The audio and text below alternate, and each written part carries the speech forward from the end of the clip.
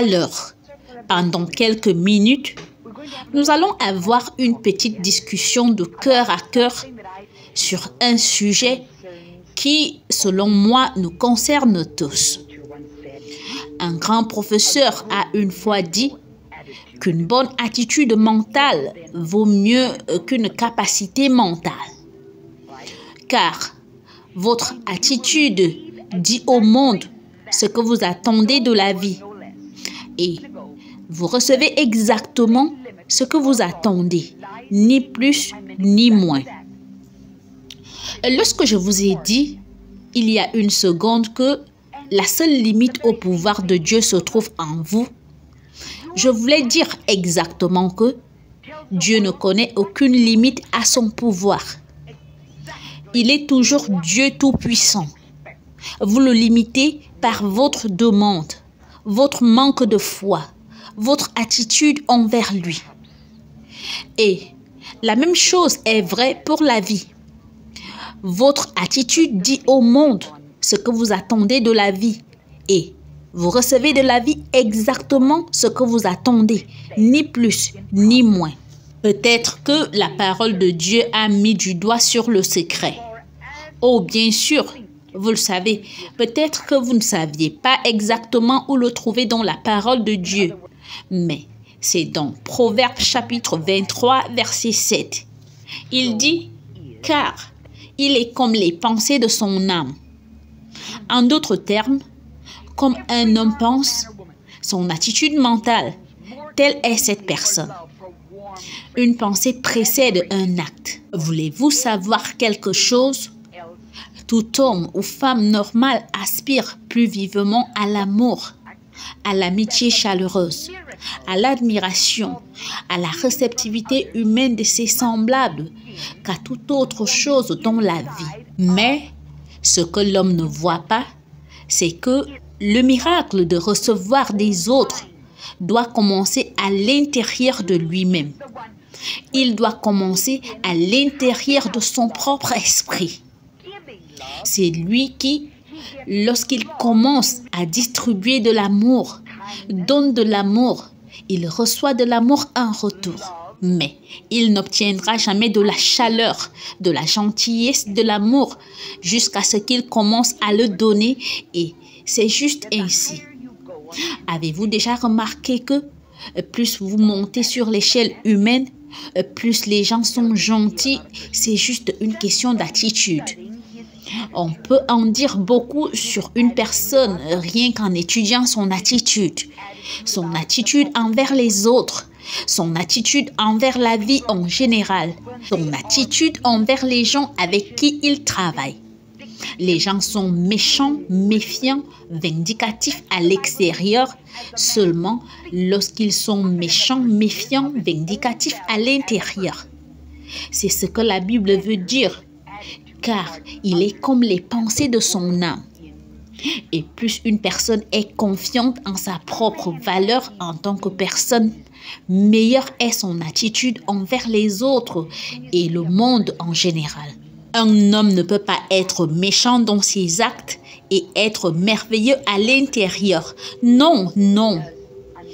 Quand vous voyez une personne qui est méchante et mesquine et petite et jalouse et qui ne fait pas preuve de gentillesse, soyez absolument sûr que cette personne est méchante à l'intérieur, qu'elle a des pensées méchantes, que son attitude en général est méchante et peu aimable.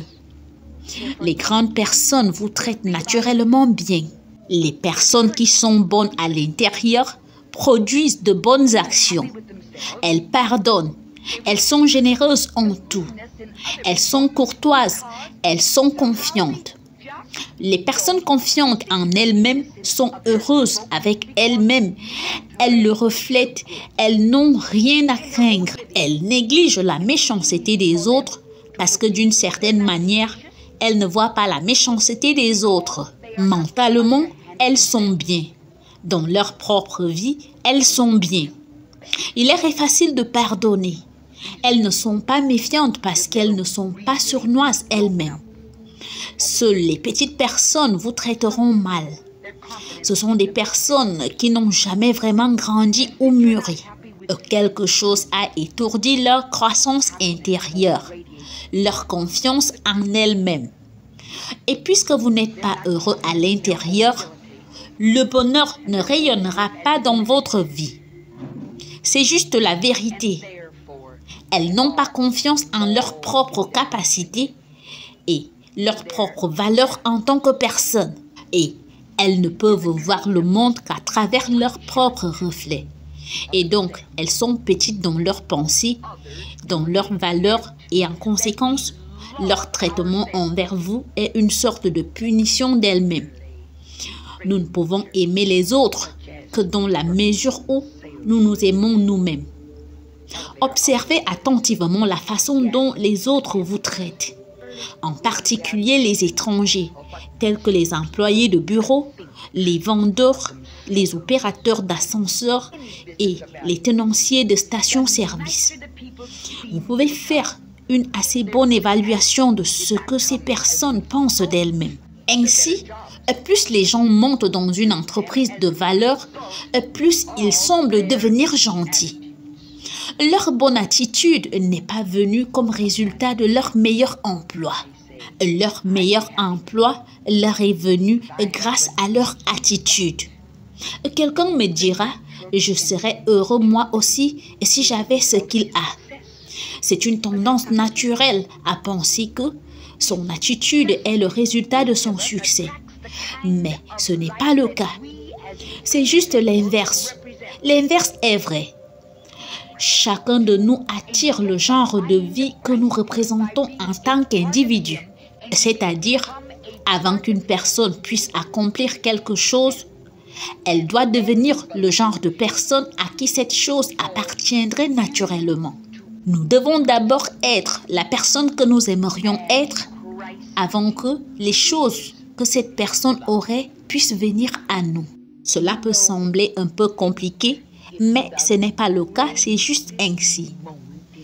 Maintenant, comment pouvons-nous devenir bons à l'intérieur? Comment pouvons-nous avoir de bonnes pensées? Comment pouvons-nous avoir une attitude mentale correcte? Vous l'obtenez par l'expérience de la nouvelle naissance. Quand vous recevez l'Esprit du Christ, et vous obtenez l'Esprit du Christ en devenant une partie de lui. Et vous devenez une partie de lui quand vous êtes né de nouveau. Et alors, bien-aimés, pour que vous viviez est le Christ, et le Christ est amour. Vous savez, je pense que c'est le plus grand moment dans la vie d'un homme quand il se tait, reste tranquille, ne dit pas un mot, mais fait tranquillement l'inventaire de lui-même. Vous savez, nous vivons dans un monde qui est tellement rempli d'agitation que l'atmosphère même est remplie de tensions nerveuses. Si vous ne le croyez pas, arrêtez-vous et pensez au nombre de fois où quelqu'un a klaxonné sur vous sur le chemin du travail aujourd'hui. Qu'est-ce que c'était? Juste une tension nerveuse, c'est tout. Faites une pause maintenant et demandez-vous quel genre de personne suis-je? Comment suis-je vraiment? Nous posons souvent la question de savoir comment est Kathryn Kuhlman. Vous êtes-vous déjà demandé quel genre de personne suis-je vraiment? Père Dieu, nous avons été créés à l'image et à la ressemblance du Dieu Tout-Puissant. Je prie pour que, par l'expérience de la nouvelle naissance, nous puissions retrouver cette image.